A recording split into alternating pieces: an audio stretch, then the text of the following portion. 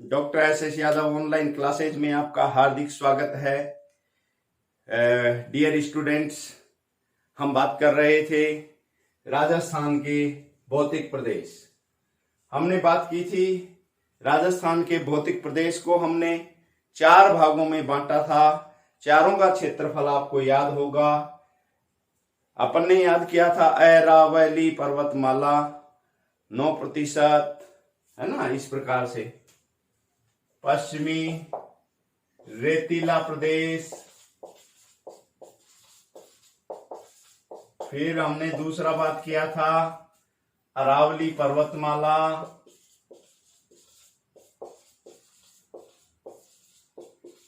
फिर तीसरा हमने बात किया था पूर्वी मैदानी प्रदेश, फिर चौथा हमने बात किया था हड़ौती का पठार।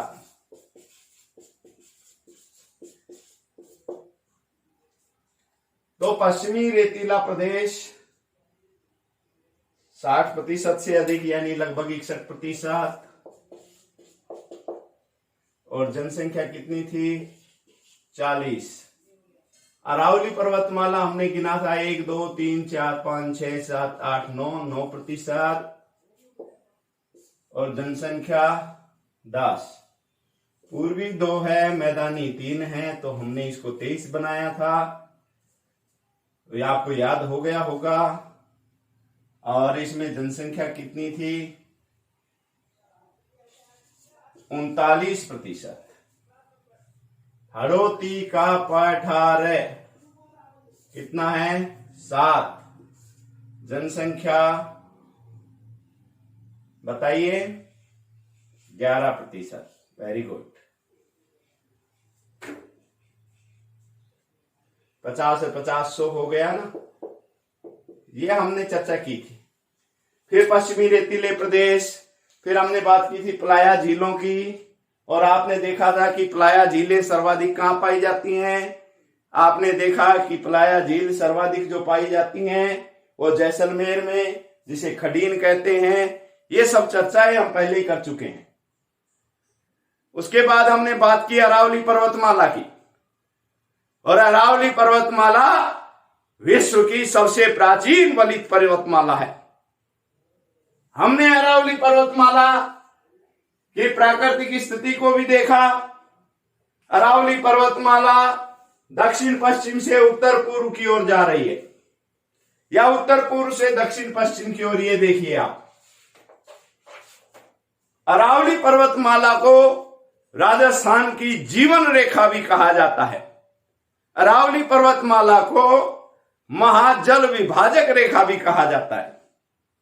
और मित्रों, हमने 5 मिनट में सारी चोटियां याद कर ली थी। निश्चित रूप से आपको याद होंगी। कुछ दिनों में मैं ऑनलाइन आने वाला हूं। जब मेरे पास संसाधन होंगे तो हम फेस टू फेस बात करेंगे फिर आपसे। तो हमने ये बात की थी कि अरावली पर्वतमाला दक्षिण पश्चिम से उत्तर पूर्व की ओर जाती है। अरावली पर्वतमाला की कुल लंबाई कितनी है 692 किलोमीटर है। अरावली पर्वतमाला राजस्थान में लंबाई कितनी है 550 किलोमीटर है। फिर आपने बात की थी कि अरावली पर्वतमाला के दर्रे हमने याद किए थे। अरावली पर्वतमाला की दर्रे हमने याद किए थे। नहीं दर्रे नहीं, वो क्या याद किए थे हमने, चोटियां। आज दर्रे याद करेंगे। 5 मिनट में अरावली पर्वतमाला के दर्रे याद कर लेंगे हम, अगर आप कोशिश करोगे तो। चोटियां हमने याद कर ली, आपको आसानी से याद हो गई होंगी, कंप्लीट हो गया। और जिन्होंने अभी ज्वाइन किया है वो पिछला वीडियो देखकर और उसमें समझ ले। अब हमारी क्लास कंटिन्यू चलेगी और कंटिन्यू टॉपिक वाइज चलेगी, तो आप उनको दोहराते जाएं। और आज एक और राजस्थान के उत्तरी भारत के बच्चों के लिए एक व्हाट्सएप ग्रुप हमने बनाया है।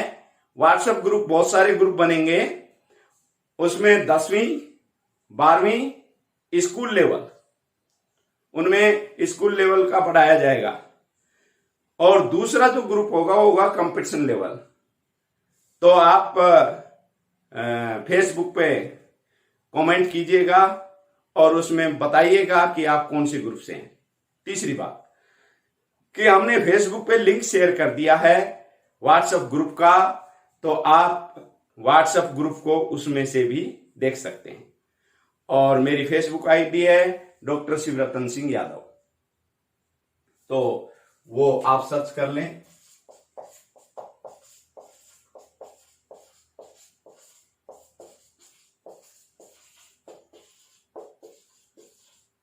विभिन्न प्रकार की जानकारी आपको फेसबुक पे के माध्यम से मिलती रहेगी। अच्छा जी, अब हम बात करें कि अरावली पर्वतमाला की दर्रे। तो सबसे पहली बात यह होती है कि दर्रे क्या है, ये तो आपको सबको याद हो ही गया होगा। दर्रे कहते हैं तंग रास्तों को, यानी पहाड़ी क्षेत्र के बीच जो तंग रास्ता है, तंग घाटियां हैं। जैसे मैं आपको बता दूं, आप ऐसे भी नहीं समझोगे, कोई पहाड़ में नहीं रहते हैं तो नहीं समझेंगे। हम तो अरावली में रहने वाले हैं, इसलिए बता देंगे आपको। सीधी सी बात यह है कि आपके कुछ रोड तो बहुत चौड़े चौड़े होते हैं और कुछ होती हैं तंग गलियां, पतली वाली, जिसमें एक आदमी घुस जाए मोटा सा तो दूसरा तो निकल ही ना सके। ऐसी जो गलियां होती हैं, उन गलियों को हम क्या कहते हैं, दर्रे कहते हैं। समझ गए आप? उन गलियों को दर्रे कहते हैं। किसकी भाषा में? ज्योग्राफी की भाषा में। उन तंग गलियों को हम दर्रे कहते हैं। यानी अरावली पर्वतमाला के सकड़े जो रास्ते हैं, अरावली पर्वतमाला के सकड़े रास्तों को, तंग रास्तों को दर्रे कहा जाता है। अब दर्रे, अब आपने चोटियां याद की। एक बात और ध्यान रखना बेटा कि चोटियां भी हम 3 प्रकार में बांट के ध्यान में रखना है हमारे को। अरावली को हम चोटियों के हिसाब से भी 3 भाग में बांटते हैं। 3 भाग कौन कौन से? दक्षिणी अरावली। दक्षिणी अरावली की सबसे ऊंची चोटी कौन सी है? गुरु शिखर। वैसे गुरु शिखर तो पूरे अरावली की सबसे ऊंची चोटी है, लेकिन अगर क्वेश्चन आ जाए कि दक्षिणी अरावली की, तो कंफ्यूज मत होना। तो दक्षिणी अरावली की कौन सी है? गुरु शिखर।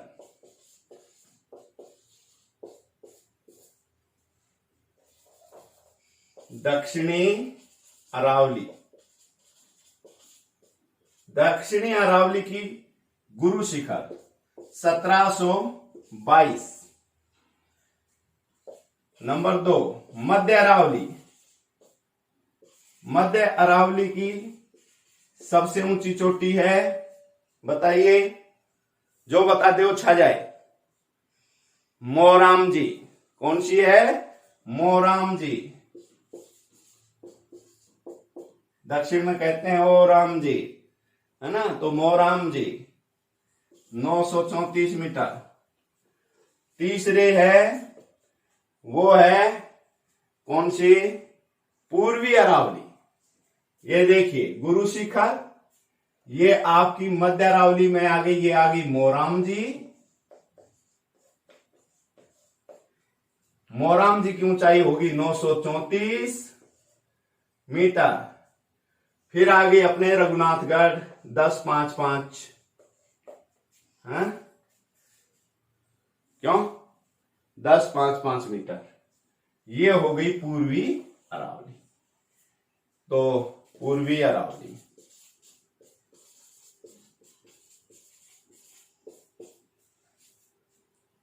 पूर्वी अरावली की है रघुनाथ।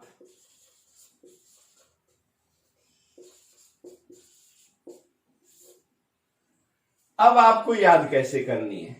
दक्षिण से ही हम गिरते हुए चलते हैं, गुरु शिखर में याद रहती है। समझ गए आप? आपको याद करनी है, गुरु मोराम रघुनाथ में रम गया। गुरु मोराम रघुनाथ में रम गया। ये लो भाई, गुरु मोराम रघुनाथ में रम गया। ईश्वर में रम गया, राम में रम गया, रघुनाथ में रम गया। गुरु मोराम, गुरु मोराम यानी गुरु शिखर, दक्षिण मध्य अरावली, मोराम, ये मध्य में है ना मोराम, इसलिए मध्य, और ये किसमें, पूर्वी अरावली। समझ गए?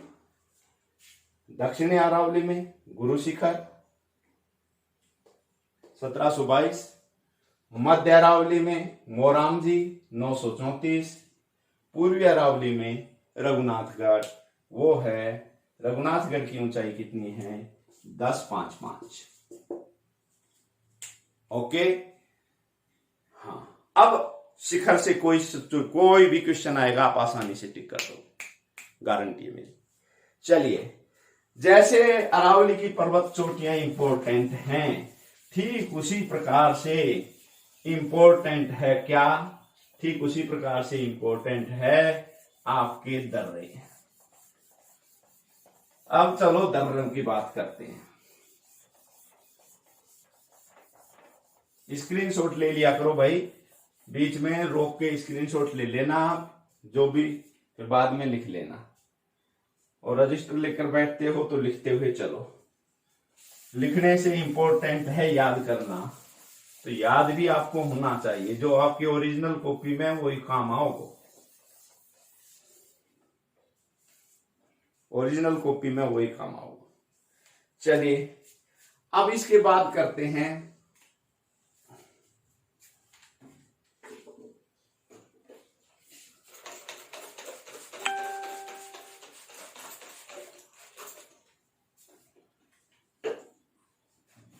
इसके बाद बात करते हैं दर्रों की। तो दर्रे क्या होते हैं, अरावली के वे तंग रास्ते, अरावली के वे तंग रास्ते जो एक भाग से दूसरे भाग को जोड़ते हैं, उसे दर्रा कहते हैं। हाँ, अरावली के दर्रा, दर्रा का मतलब होता है तंग रास्ते, इसलिए उनको नाल भी कह दिया जाता है। तो इसको भी हम 4 भागों में बांटेंगे भाई। जैसे जिले वाइज बांटते हैं क्या, मेरे हिसाब से जिले वाइज ठीक रहेगा, क्यों कई बार जिले वाइज भी क्वेश्चन पूछ लिया जाता है, जिले वाइज बांट देते हैं। चलो, सबसे पहले चलते हैं, नीचे से शुरुआत कर लेते हैं, उदयपुर आएगा। हाँ, ये रहा उदयपुर, यहां से शुरुआत करते हैं, फिर राजसमंद आ जाएगा, फिर अजमेर में आ जाएंगे, इधर पाली में आ जाएंगे, 1 2 3 4, इन 4 जिलों में दर्रे हैं भाई। समझ गए आप? उदयपुर, उदयपुर से ऊपर राजसमंद, राजसमंद के बाद ये पाली और देशूरी वगैरह जो पाली में आएंगे, और ये अजमेर। क्लियर? चलिए, सबसे पहले उदयपुर चलते हैं। उदयपुर, उदयपुर की बात करें तो जैसे हाथीगुड़ा का दर्रा, केवड़ा का दर्रा, केवड़ा की नाल जिसको बोलते हैं, फुलवारी की नाल, ये उदयपुर के हैं। तो आप माइंड में चित्रण करेंगे, उदयपुर का हाथी केवड़ा का फूल चढ़ाता है अरावली को। समझ गए? उदयपुर का हाथी केवड़ा का फूल चढ़ाता है, किसको? अरावली को। यानी उदयपुर में अरावली के दर्रे ये हैं। अरावली बात जरूर जोड़ना है ताकि आपको याद रहे अरावली के दर्रे।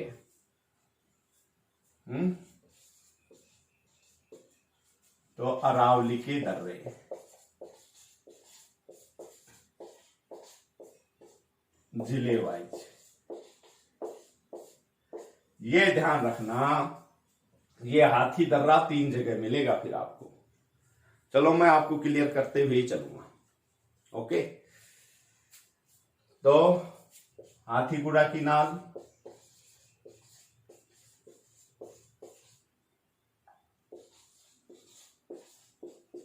हाथीगुड़ा की नाल, केवड़ा की नाल, नाल का मतलब दर्रा होता है, फुलवारी की नाल।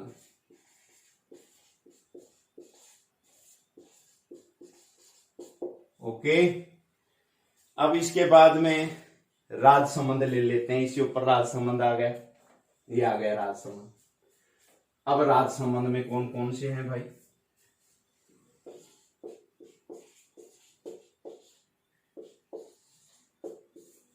तो राजसमंद को तो आप राजा मान लो, राजा जी हैं, राजा जी हाथी की सवारी करते हैं। क्यों भाई? इस माइंड में चित्रण करना है। राजा जी देसूरी के लिए हाथी की सवारी करते हैं, या राजा जी हाथी दे देते हैं। अरावली को देखकर राजा जी हाथी दे देते हैं। दोनों में से कैसे भी याद कर लो, है ना? राजा जी का मतलब राजसमंद, मतलब राजसमंद है। राजा जी अरावली को हाथी दे देते हैं, हाथी दे देते हैं, देते हैं। किसको? अरावली को। राजा जी अरावली को हाथी देते हैं, तो राजा का मतलब राजसमंद। जीवलवाड़ा भी कहते हैं इसको, है ना, और झीलवा भी बोल देते हैं। तो झीलवा याद रख लो या झीलवा ही रख लो। झीलवा का दर्रा है, और ये हाथीगुड़ा की नाल।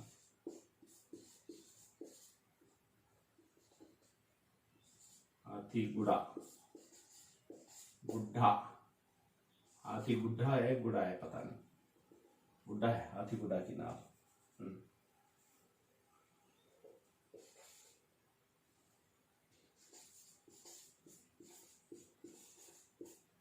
और देसूरी नाल, देते हैं का मतलब देसूरी। ओके, आप इनका स्क्रीनशॉट ले लीजिए।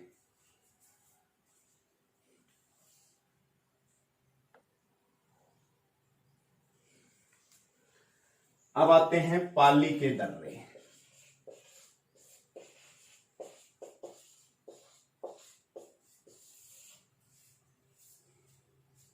हाथी गुड़ा है, वो गुड़ा, हाथी गुड़ा, ये गुड्डा जो बीच बोल रहे, पाली। अब माइंड में आपको चित्रण करना है कि पाली, है ना, सोमेश्वर देसी प्याली पीता है। सोमेश्वर बार में देसी प्याली पीता है। समझ गए? ये तो याद रह जाएगा आराम से। सोमेश्वर, क्योंकि हम भी कभी कभी लगाते हैं मैं नहीं, आप। सोमेश्वर बार में देसी प्याली पीता है। सोमेश्वर बार में देसी प्याली पीता है। किसको देखकर? अरावली को देखकर। अरावली दर्रे से डरकर सोमेश्वर बार में देसी प्याली पीता है। अरावली से डरकर सोमेश्वर बार में देसी प्याली पीता है। सोमेश्वर,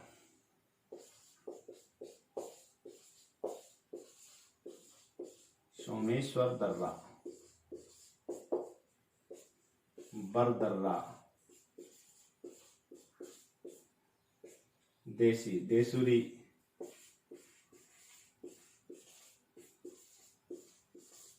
और प्याली का मतलब यहां क्या है? पाली। सोमेश्वर अरावली के दर्रे से डरकर बार में देसी प्याली पीता है। सोमेश्वर अरावली के दर्रे से डरकर बार में देसी प्याली पीता है। ओके, स्क्रीनशॉट लीजिए, जल्दी कीजिए।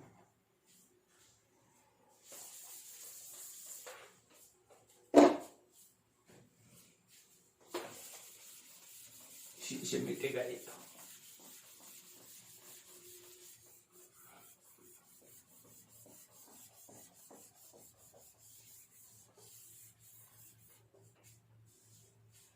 अब आ जाता है लास्ट, अरावली के दर्रों का महाकुंभ जिसके पास है। हाँ? सबसे ज्यादा अरावली के दर्रे अगर किसी जिले में हैं तो वो कौन सा है बताइए, गैस कीजिए। अजमेर। कौन सा है? अजमेर। अब हम अजमेर में चलते हैं।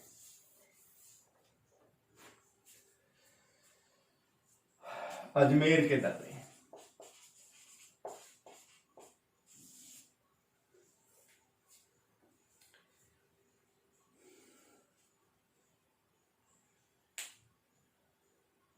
माइंड में चित्रण करो। शिव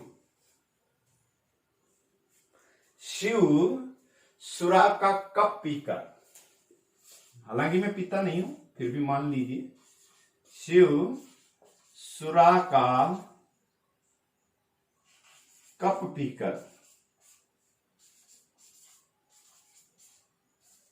उसे अरावली में फोड़ता है।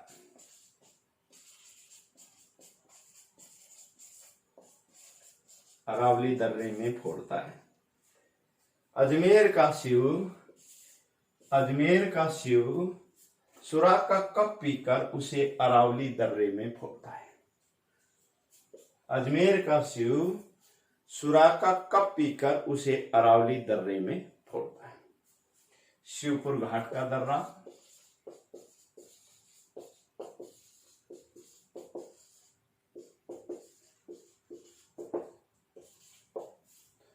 सुरा घाट का दर्रा,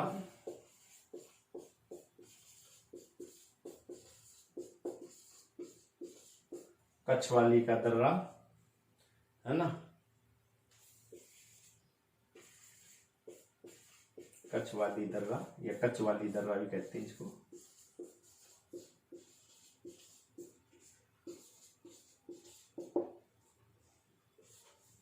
और परवेरिया का दर्रा,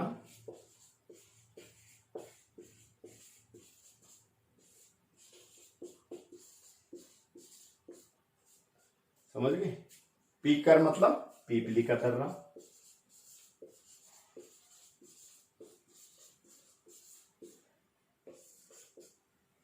फिर उदबारी का दर्रा,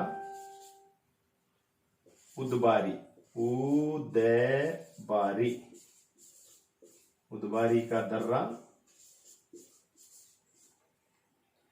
फिर स्वरूप घाट का दर्रा।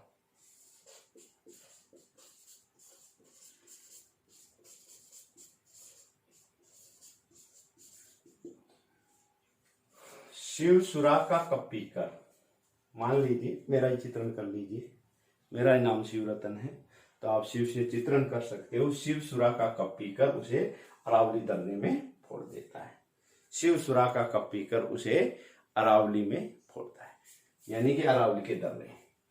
तो ये ध्यान रखिएगा, अगर दर्रे याद कर लेते हैं तो दर्रों से संबंधित जो क्वेश्चन आएगा अगर हार्ड आता है तो आप ही करके आओगे, दुनिया की कोई ताकत नहीं है करने वाली, गारंटी लेता हूं मैं इस चीज की। जहां दुनिया कमजोर है वहां अपने आप को ताकतवर बना लो, वहीं हमारी जीत है। जहां दुनिया कमजोर है वहां हम भी कमजोर हैं, तो फिर हम भेड़ों की बस्ती में आ गए, भेड़ों की बस्ती में। तो तुम्हें शेर की तरह रहना है, सारी भेड़ भाग जाएंगी, और तुम्हें रहना है भेड़ों की तरह तो कोई भी लठ मार के तुम्हें भगा देगा। समझ गए? शेर को चराते हुए किसी गडरिये को देखा है? नहीं देखा, और भेड़ को तो दुनिया चराती है। तो माइंड में चित्रण करो, बस चित्रण करते जाओ। शिव सुरा का कप पीकर उसे अरावली में फोड़ देता है। ये अरावली के दर्रे हो गए। अरावली के दर्रे हमने 4 जिलों में बांटे। पहले उदयपुर देखा, आपने कहा है उदयपुर का हाथी केवड़ा फूल अरावली में चढ़ाता है। बताओ ये याद कितनी इजी में याद हो जाए। उदयपुर का हाथी केवड़ा फूल अरावली में चढ़ाता है। ये लो। राजसमंद का हमने ये राजा जी से याद कर लिया। राजा जी क्या करते हैं? राजा जी हाथी पर देसूरी जाते हैं। तो राजा जी हाथी पर देसूरी जाते हैं, यानी राजसमंद के दर्रे राजा जी, जी का मतलब जीलवा का दर्रा, हाथी का मतलब हाथी घोड़ा का दर्रा, देश का मतलब देसूरी जाते हैं, देसूरी का दर्रा। एक ध्यान रखना, जीलवा का दर्रा को पगल्या और कहते हैं, पगल्या दर्रा लिख लेना उसमें आपके नोट्स में, पगल्या दर्रा भी कहते हैं। तो शिवपुर घाट का दर्रा, सुरा दर्रा, कछवाली का दर्रा, परवेरिया का दर्रा, फिर उदबारी का दर्रा, फिर स्वरूप घाट का दर्रा। तो इस प्रकार से ये सारे दर्रे हैं, इनको आप याद कर लीजिएगा 4 भागों में बांटकर। अब बात आती है कि हाथी दर्रा है वो 3 जिलों में है। यहां उदयपुर में भी हाथी दर्रा है और राजसमंद, उदयपुर और किस में फैला हुआ है ये? राजसमंद, उदयपुर और पाली में। ये तीनों की सीमा मिलती है ना, राजसमंद, उदयपुर और पाली। ये रहा, यहां है ये, समझ गए आप? ये है हाथी दर्रा। तो राजसमंद, उदयपुर और पाली तीनों में आता है, इसीलिए तीनों में हाथी आ गया। ओके। और देसूरी, अब ये देसूरी जो जाते हैं आप, ये देसूरी है, ये है देसूरी से, ठीक है। लेकिन दर्रा यहां लगता है। अब दर्रा लगता है तो 2 जिलों में है ये देसूरी। आपने देखा किस किस में? राजसमंद में और पाली में। राजसमंद और पाली, ये राजसमंद और ये पाली, इन दोनों की सीमा मिलती है, इसलिए देसूरी दर्रा दोनों में। ओके, क्लियर, वेरी गुड, बहुत अच्छे बच्चे। चलिए साहब, अब बात कर लेते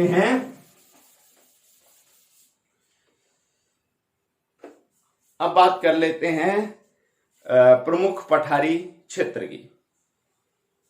प्रमुख पठारी क्षेत्र की बात करते हैं। तो हम बात कर रहे थे ना पठारी क्षेत्र की। कुछ कुछ पठार हैं, जैसे क्वेश्चन बहुत आते हैं पठारी क्षेत्र से। भोराट का पठार कहाँ है, किस किस के बीच है भोराट का पठार। फिर लसवाड़िया का पठार किस किस के बीच है। फिर सिरोही के तीव्र ढाल वाले उबड़ खाबड़ क्षेत्र को क्या कहते हैं। मतलब ऐसे इजी गिरवा किसे कहते हैं। ये जो चीजें आती हैं, और ऊपर माल का पठार किन किन के बीच है, तो आप थोड़ा थोड़ा चित्रण करोगे तो याद हो जाएगा। मेसा का पठार कहाँ है, तो 56 की पहाड़ियां कहाँ हैं। ऐसे छोटे छोटे क्वेश्चन है ये, थोड़ा सा चित्रण करो, चित्रण करोगे याद हो जाएगा। जैसे जयसमंद झील के बारे में, जयसमंद झील के पूर्व में कटा फटा क्षेत्र लसवाड़िया है। अब देखो आप माइंड में चित्रण करो। जय की लाश को काट दिया, कटा फटा, जय की लाश को काट दिया, कटा फटा क्षेत्र, यानी जयसमंद झील के आगे कटा फटा क्षेत्र है। जय को काट फाट दिया, क्या बन गया? लाश बन गया। जय को काट फाट दिया, क्या बन गया? लाश बन गया। यानी जयसमंद के आगे कटा फटा जो क्षेत्र है वो लसवाड़िया का पठार है। समझ में आया? जय को काट दिया, क्या बन गया? लाश, कटा फटा क्षेत्र है ना। तो जयसमंद झील के आगे कटा फटा क्षेत्र लसवाड़िया का पठार है ना। जयसमंद झील के पूर्व में, अगर दिशा की बात करें तो जयसमंद झील के पूर्व में लिख लो आप, पूर्व में कटा फटा क्षेत्र क्या कहलाता है? लसवाड़िया का पठार।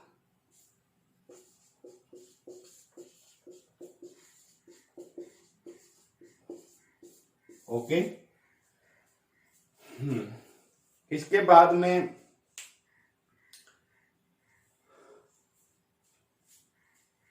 भोराट का पठार, ये भोराट का पठार तो यही है ना, गुरु शिखर के नीचे वाला जो क्षेत्र है, आगे जो जाते हैं ये भोराट का पठार ही आता है। अगर हम बात करें राज संबंध में ज्यादातर क्षेत्र में, है ना, तो भोराट का जो पठार है, भोराट गो कुंभलगढ़,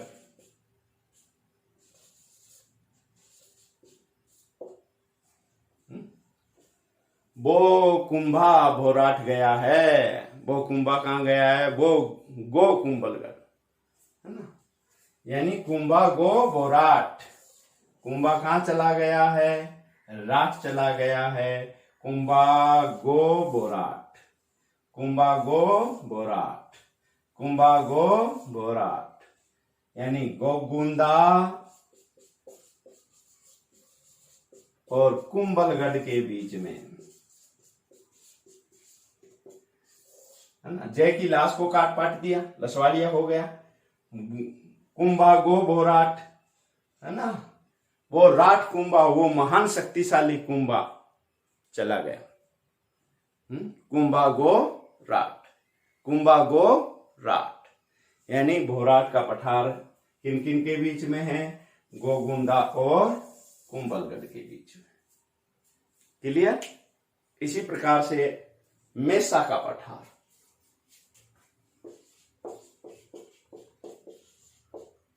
अपना पूरा चित्तौड़गढ़ है ना, ये ऐसे मेसा का पठार है और इसके ऊपर चित्तौड़गढ़ दुर्ग बना हुआ है, तो पूरा चित्तौड़गढ़ है ना, वो मेसा के पठार। अब माइंड में चित्रण कर लो, जो मेसी रोटी खाएगा वो एक को चित कर देगा, यानी जो घी वाली रोटी खाएगा और एक को चित कर देगा, तो मेसा का पठार चित्तौड़गढ़। क्लियर। इसी के बाद आपके आता है और कौन सा रह गया, ऊपरमाल का पठार, ऊपरमाल का पठार,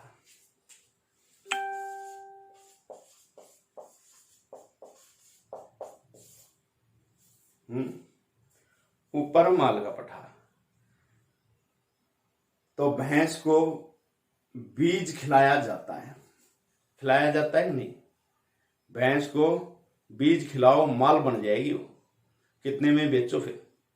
कई सरसों खिलाते हैं, कई कुछ खिलाते हैं, हमारी तरफ अलवर में तो भैंस को खूब बीज खिलाते हैं, है ना। भैंस को क्या खिलाया जाता है, बीज। भैंस को क्या खिलाया जाता है, बीज। ऊपर माल, है ना, भैंस के ऊपर माल खिलाया जाता है, भैंस के ऊपर माल खिलाया जाता है, यानी भैंस के ऊपर माल खिलाया जाता है, किसका, बीज का, है ना। भैंस रोडगढ़ और बिजोलिया, भैंस रोडगढ़ और बिजोलिया के बीच में भैंस को बीज का माल खिलाया जाता है, भैंस को बीज का माल खिलाया जाता है। तो भैंस रोडगढ़ और बिजोलिया के बीच में जो पठारी क्षेत्र है उसे ऊपर माल का पठार कहते हैं। चलिए, बहुत टाइम हो गया, तो भौतिक प्रदेश अभी हमारा चल रहा है, कल फिर मिलेंगे अगले भौतिक प्रदेश पूर्वी मैदानी के साथ। तो मित्रों, आप पूरी ताकत के साथ तैयारी में जुट जाइए, हम आपके साथ हैं। 10th 12th लेवल का, स्कूल लेवल के वीडियो, स्कूल लेवल की क्लास अलग से होगी, कंपटीशन लेवल की क्लास अलग से होगी, और दोनों का टेस्ट अलग अलग होगा। तो दोनों के ग्रुप भी अलग अलग बनाएंगे हम, व्हाट्सएप ग्रुप। तो हमसे जुड़े रहिएगा।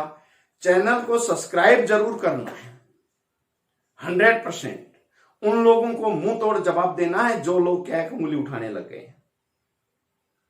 आप सब्सक्राइब कीजिए, लाइक कीजिए, शेयर कीजिए, और उस बच्चे तक पहुंचना चाहिए जो लास्ट कड़ी में खड़ा है। बस मेरा उद्देश्य यही है, और उस तक आप पहुंचा सकते हो। जय हिंद, जय भारत।